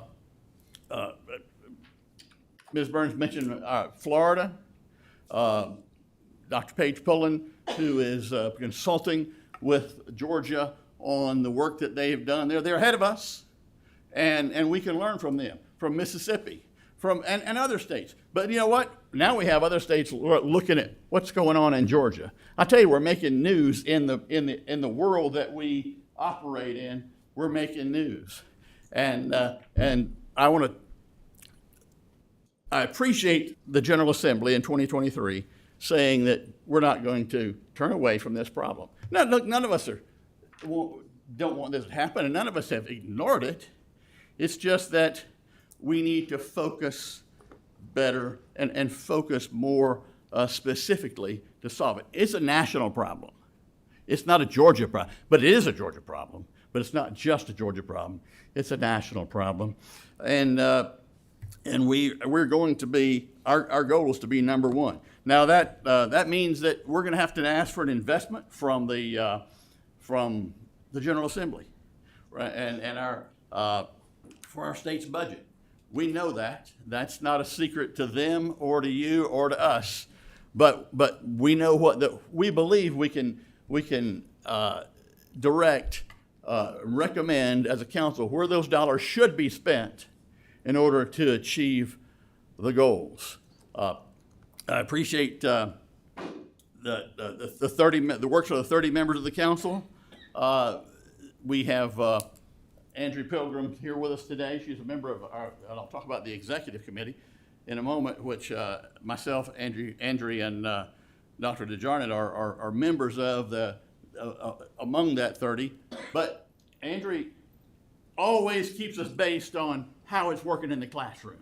This is what happens. This is what we're doing as a council. How it affects the classroom. We have other teachers as well that are a part of our council, as well as legislators, literacy advocates and folks that are engaged in this, and one former teacher, I guess she's always be a teacher, but someone who has been just amazing to the contribution of the council is Amy Denty, who works for the Department of Education. She is such a key leader on the council, and she leads our our K through 3 work group to ensure that we understand what's going on with the Department of Education, but also how what we do is affecting things in the classroom. We're reaching to community partners way beyond what we have in the past. I have spent, well, let me just tell you, a branding effort that we're working on. You've heard of it, right? What is it? Georgia Reads, right? And some of you were there for our Georgia Reads kickoff at the College Football Hall of Fame. And you know, when Malcolm Mitchell shows up with 300 children that and says we're gonna read together. But Joy, tell me how many people did we figure out GPB actually broadcasted around to the state? 112,000. So it went streamed to 112,000 students in classrooms around the state, reading with Malcolm Mitchell, but understanding, focusing at a specific date, at a specific time. It was October 30th, was it? September 30th, to focus on the importance of that work. Now, unfortunately, we had Hurricane Helene that happened right about that same time. About a third of our state had no power, or a third of our state was greatly affected, and much of it had no power. But we're going back, and Malcolm, amazing individual, Georgia Bulldog. They keep reminding me to say Valdosta Wildcat too. But where's her name? But also now great New England Patriot, but also a great reading advocate, great literacy advocate, is doing personal videos to those kids that for those classes that couldn't and those districts that couldn't connect on September 30th. But that's the kind of commitment we've got from Malcolm. He is the Georgia Reads coach. GeorgiaReads.org. If you haven't been there, you must. It is our branding effort for the literacy movement in this state. And I want to give a shout out, because maybe they'll see this one day, but to the Georgia Municipal Association, because they have engaged as a partner in this effort to businesses, but also to the communities and to mayors around this state. Some of you have actually been. I know Mr. Donaldson was in one of the sessions because that we did around the state. Because as a mayor, and to promoting the mayor's reading clubs around the state. Georgia Municipal Association has been doing division meetings. They were a big part. We kicked Georgia Reads' effort off at the Georgia Municipal Association's meeting in their conference in Savannah in June with the speaker, with Mrs. Burns, with Malcolm Mitchell, and Senator Hickman and I on the stage, and Larry Hanson, their CEO. But beyond that, he says, the GMA, Larry Hanson, their CEO, says, this is not going to be a one-time thing. We're going to stay in here with you with it. We're going to hang in here with you until we get this thing done. So we've been around with them for the state to a dozen of their division meetings, and I want to tell them how much I appreciate it. There's a lot we can say. There's a report on your desk. I want to focus on one other one or two other things that are important to the work that we're doing. One, the Deal Center has done some amazing work on screeners, and we know Senate Bill 464 that directed the council and with OPB and the department and the state board to determine what screeners should our elementary schools be using, and those screening 3 times a year for kindergarten through 3rd grade, and working together to ensure that we know that kids are, if they have a problem, 3 times a year in those first 4 years of school, so we can detect problems and mitigate those early on. That's not what I was saying. The other one you got on your desk there that, I almost finished here. The work, the data on the work that our RESAs have been doing around the state. We have asked them to partner the regional educational service agencies, look at some of the work that's being done. They have had 1,337 coaching sessions in 143 different districts. Now they've only been doing this since these regional coaches that they're engaging they've only been on this work since mid-year this year, but they've done great work. We want to recognize that. We're going to continue. It's a work in progress to ensure that there's alignment and consistency around the state with the work that they're doing. But we know and appreciate what they're doing. And then also the Deal Center is I mentioned that. Let me just say this, and we will have. It's probably some recommendations. We know we've recognized there are dyslexia screeners, there's universal screeners, some recommendations for the General Assembly to align those, and the Department of Education. Amy has taken that lead in that role to ensure that we got alignment to make sure these Senate Bill 48, which you're all aware of, and House Bill 538 work together in alignment to achieve the goals. That's something that we'll probably ask the legislature to do this year. Shout out to mention members of the executive committee. Thank you, Dr. DeJarnett, Andrea Pilgrim, Senator Billy Hickman, and Chairman House Member Chris Irwin, who literally we talk nearly every day, but nothing is kind of more important, and I'll share this final story that happened this morning. I love this because it tells you the engagement that we have. I had a text from our new House member Carmen Rice in Columbus this morning. She said, when you get on the road, call me. And she said, which I did. She said, I'm heading to Macon to go to a DJJ conference, Department of Juvenile Justice, Juvenile Justice Conference. She says, I'm calling because I know, and she's on that committee in the House and the Education Committee in the House. She says, I know that there's a connection between what I'm going to do today and what you're going to do today. And so she wanted to talk about it. And there's a pipeline that goes from schools if we don't tackle this problem, and it goes to the problems go to DJJ, and they go to our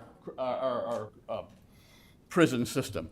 We can stop it, but we have to work together, and I know you will, we will, and I love one of the things.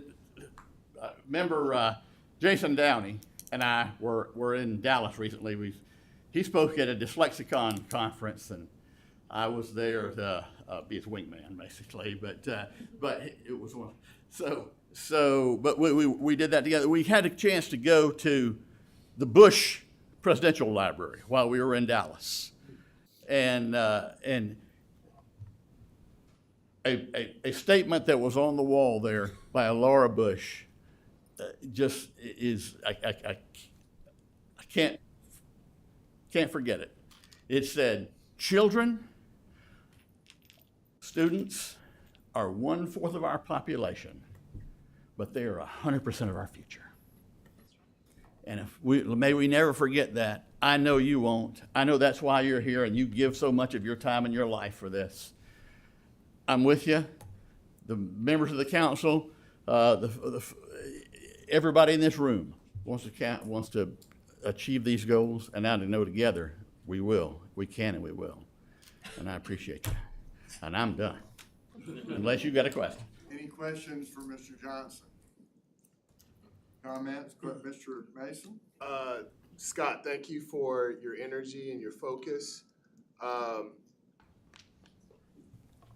My question is about the learning curve within your committees. You've got a charge by statute that has a focus. And you've articulated and documented what that focus is and set goals around improving literacy throughout our state within boundaries of a grade band, correct? But some of the things that your call that you got on the way here about what you're doing is preventative for what happens to a lot of young people in DJJ. Yes, okay, so there's a connection there. That's beyond the grade band. You also made a comment about this foundation that we create with literacy will continue Georgia's record as the #1 place for business. That's a K to 16 process. We know in middle schools, discipline creates obstacles for success with, when students don't read well in middle school, it comes out in behavior problems. Yes. When students have difficulty 9 through 12, hey, it comes out in discipline problems, attendance, lack of graduation rate. We can go on. The learning curve. Within your statute, you have limitations on the grade bands you're looking. I'm just curious, and Stan, you can speak to this as well. How much do you all dive into what's beyond your current limitations of what the Literacy Council's work by statute is focused on, foundational, let me put it that way. Yeah. But the goal is beyond that. Like how do you deal with the limitations of your focus, but all that you're learning and see how it continues? How do you balance that? And so loaded question, but that's where I am. Well, I can tell you, yes, we do have specific goals that are by statute and some that the council has agreed on for our work. We don't see ourselves as limited by anything that would cause us to achieve those goals. Those beyond. Yeah, and that's why we've got our 30-member council, and then working with our lines of agency heads, obviously those departments, which it's our job to get everybody, working together. But then the work groups that not only have council members but also stakeholders, and we welcome anybody into this fight, into this work, because we know that it's going to take a global, so to speak, meaning a comprehensive effort to make this happen. We aren't limiting ourselves, but we want to be driven by data.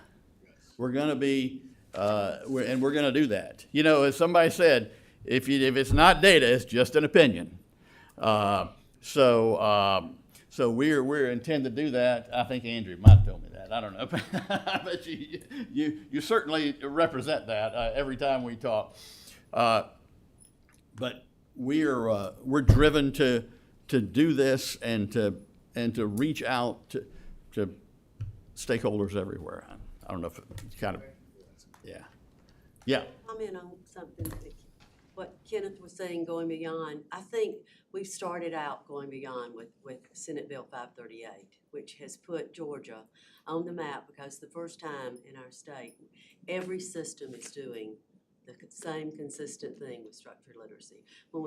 And so consistently, I think we're gonna start to see that. And what Ms. Dale mentioned, oh my gosh, I wrote down every one of these agencies, departments, that this is a collaborative effect on our state. So when you have teacher and community and parents and state boards and DO, everybody in the same boat rowing together, that is when we're gonna see what you're talking about, beyond what pales in front. And the movement is there, and I know you can speak to it, Holly, because you've seen it. Structured literacy absolutely teaches our kids how to read. And we've had a little hiccup in there before, because everybody could do it without it, we thought, but they couldn't. And so many of us learned through structured literacy and didn't even know it was that. But I think we're beginning to see something that's on the horizon. It's here. And what you're doing, pulled together with 211, and Richard, we're on the map here. Get ready, hold on. That's right. So. Well, and Ms. Burns reminded me, we're gonna have in our goals, beyond K through 3, goals that are I just feel strongly it has to be sustained. 12, yeah. Like, we can't burn out. It has to be sustained in order to get to that. That's That collaboration, the focus, the work of that has to be sustained and deeper investment. And it seems like it's going in that direction. Well, I want you to know I appreciate your support. And if there are any other questions, I appreciate your support. I want you to know that the experts are in this state to get this job done. They're in the Department of Education. They're in our schools. They're all over this state. The dollars are here. They may not be in our pocket yet, but they're somewhere. But I know that Scott Johnson's not going to teach anybody how to read. I'm not a teacher, and I'm not capable. But if together we can lead this effort and see the goals that we are going to express in our November 30th report to come to pass, we're going to change the trajectory of the future of our state, and we're going to change lives. And that's all why we're here, right? Thank you. Thank you, Scott.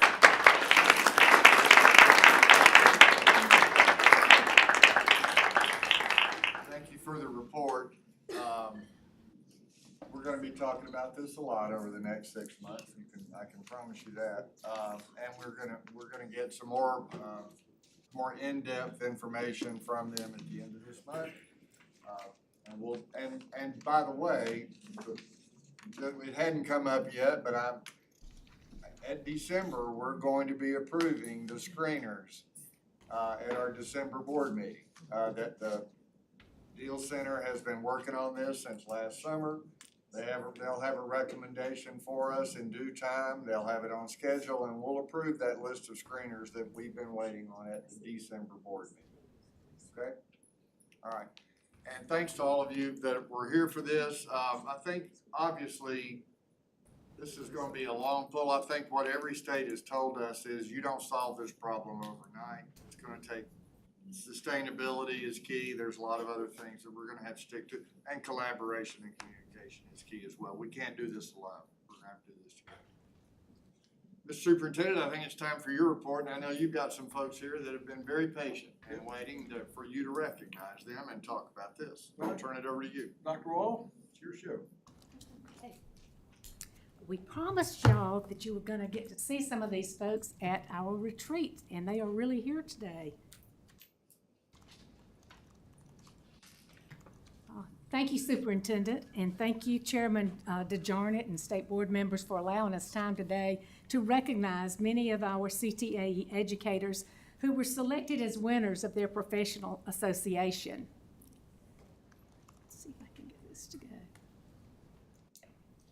All right, Georgia's ACTE is a state affiliate of the National Association, ACTE, representing thousands of career and technical professionals, all working to make a real difference in students' lives. GACTE provides educators with powerful resources, professional development, opportunities for professional recognition, and information to help them achieve more. Georgia ACTE is governed by 20 board members who represent 19 LEAs and 1 technical college. Georgia is the second largest state chapter in the U.S. behind Oklahoma. We hope to fix that one day, soon. Okay, our ACTE Awards program recognizes members who have made extraordinary contributions to its profession, and the winners today are recognized as they were selected from our state and went on to Region 2 competition. These professionals were recognized in a virtual awards ceremony due to Hurricane Helene that affected the Region 2 conference down in Orlando. Region 2 contains several different states. It's the Bahamas, Puerto Rico, Virgin Islands, Alabama, Florida, Georgia, Kentucky, North Carolina, South Carolina, Tennessee, and Virginia. There were 8 total awards for Region 2, and Georgia came home with 6 of the 8 awards. That's pretty common.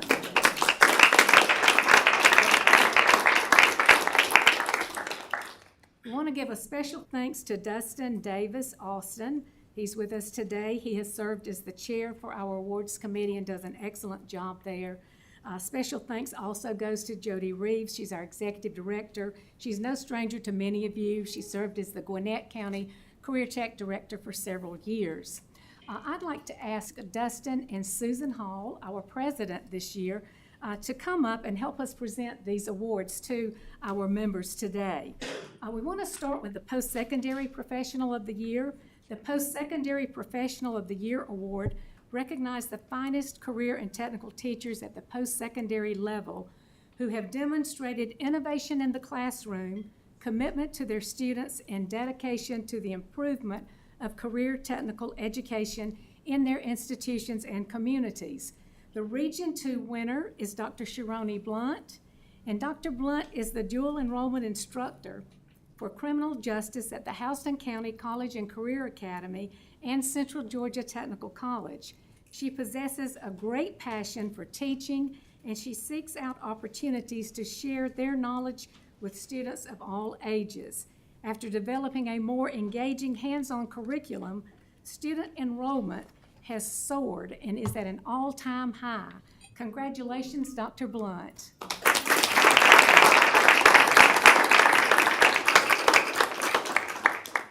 The Teacher Educator of the Year Award recognizes teacher educators who have demonstrated innovation in teacher education, leadership in improving career technical education, and commitment to preparing teachers to deliver high-quality career tech programs. Dr. Roger Hill is the 2024 Region 2 winner. Dr. Hill is a professor and department head of mathematics and science education in the Mary Frances Early College of Education at the University of Georgia. He has spent more than 30 years in education at both secondary and post-secondary levels. A former student wrote that Dr. Hill is dedicated to providing high-quality instruction as well as contributing their professional knowledge to the global community. I must say that Dr. Hill was the chair of my dissertation committee a few years ago, so he has a special bond with me. Congratulations, Dr. Hill.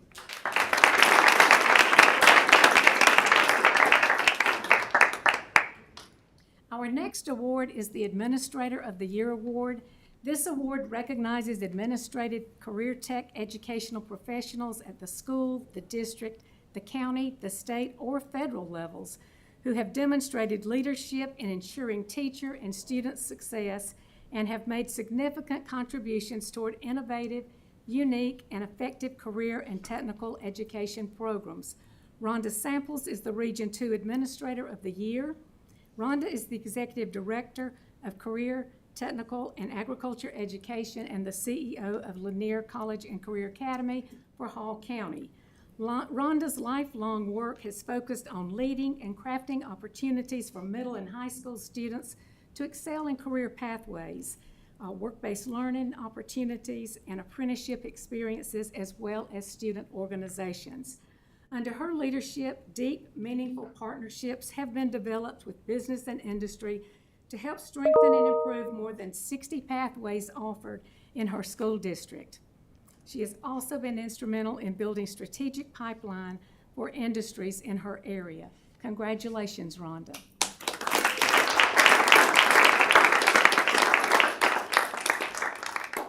Next is our new Teacher of the Year. This award recognizes new career tech and education teachers. They have made significant contributions toward innovative and unique career and technical education programs and have shown a professional commitment early in their career. Lieutenant Colonel Stephen Berge is our winner in this category. Stephen is a senior aerospace science instructor at Etowah High School in Cherokee County. Lieutenant Berge self-proclaims that he is finally living his best life. After successful careers in 2 other industries, our winner has found the perfect blend, being able to leverage past experiences and bring these experiences to the classroom where over 140 students a year can benefit.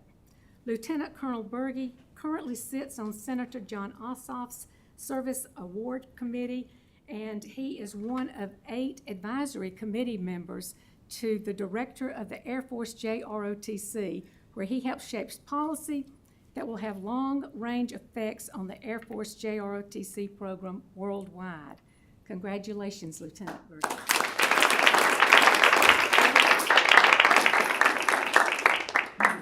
And now we honor our Teacher of the Year winner. This award recognizes the finest career technical teachers in the middle and the high schools level that have demonstrated innovation in the classroom, commitment to their students, and dedication to the improvement of career tech in their institutions and communities. Our winner is Jason Van Oos. Jason is the Director of Work-Based Learning and Youth Apprenticeship for Lowndes County School District. He utilizes his content expert in conjunction with his passion for technology and his skill set as an excellent recruiter, a gifted communicator, a diligent networker, and a tireless promoter to advocate for CTAE in Georgia. Jason genuinely believes that sharing is caring, and his principal describes him as an outgoing, outstanding educator committed to assisting students in finding their career passion and in creating opportunities for them to accomplish their goals. Our Region 2 teacher, Jason Van Oos, is unable to join us today. He hydroplaned on his way up here. He's okay, and I know he's watching online, so hello, Jason, and congratulations to you. We're pleased next to recognize Cindy Green. Cindy is our Region 2 Lifetime Achievement Award winner. Cindy has served as a classroom teacher in Jackson and Fulton counties. She's also served as a program specialist right here at the Georgia Department of Education. She was the specialist for business and information technology, and she has been a leader in her professional associations and most recently has served as our business manager for our organization. Cindy has used her time, her talents, and resources to improve much in career tech and ag education for the future. She is also the author of an entrepreneurship textbook that is used across our nation in many of our classrooms. When I look at all of these winners, I think about just some things that I think about the group that they represent. They represent K-12 educators. They represent TCSG educators. They represent USG educators, all in the world of career tech. No wonder Georgia is #1 state for doing business 11 years in a row. Look who is helping build the talent for the workforce. And look which agencies are doing that. It's all 3 agencies working together to put the talent out there that we so much need. When I look at this group too, I also think about the different connections that I have with these people, these award winners. They're extra special folks. I think about the history that I have with them. Sharoni came up and I thought about her. I was at Houston County Career Academy when she started teaching there, and it's just been awesome to watch her develop in her teaching career over the last few years. I've already mentioned to you my connection with Dr. Hill. He helped get me through that dissertation, and that was awesome. Known Rhonda forever, I think. I can't think of a time when I haven't known her. We joke each other about who has been teaching in career tech longer, either she or me. I think it's me. I think I've got 1 year on her. But we both love and are very passionate about career tech. Jason Van Oos was in our LEAD program. We met him through that. Many of our staff got to meet him through that, and I had the fortune of meeting his mother and his sisters just a few months ago. They airlifted his father here to Emory. I found out about that, so I just went over there to kind of sit with them for a little while. So it was great meeting their families, and we do that sometimes in career tech. We really are like a family here. Cindy Green, I've known her for a long, long time, and knew about the quality work she did as a specialist here. I knew her when she retired, and I was serving as the president of this organization, and we decided we needed a business manager. She was retired and highly recommended, and she's been our business manager until this year. I think we made our first conference this year without her. She was in retirement. Not sure how we did it, but we made it. I want to say congratulations and best wishes as you travel on to be recognized at the ACTE Excellence Award Celebration. This is going to be on December the 4th in San Antonio, Texas. And I know that Finna Petty is going to be right there with them, cheering them on at that award ceremony. She's been a member of ACTE for a long time and is always right there supporting the great work that our folks do. Okay, I have forgotten to, this is about our summer conference. And this will be the next time that we have our next round of winners. We will announce them at summer conference. This is June the 16th through the 18th. The theme is there.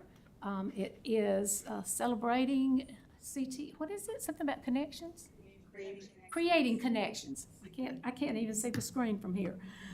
Creating connections, securing our future. And we do encourage board members to come to that conference if you'd like to come, see what's going on there. We have a wealth of opportunities to share with you. Mayor Donaldson did come one year. He stayed just about the whole time. It was his first year on the board. He says, I want to know more about career tech. Is it okay if I come to that summer conference? Absolutely. You're more than welcome. If you have an interest in that, reach out to Jody, reach out to me, and we will make that happen for you. So thank you for allowing us time to congratulate these winners and present their awards to them. Congratulations again.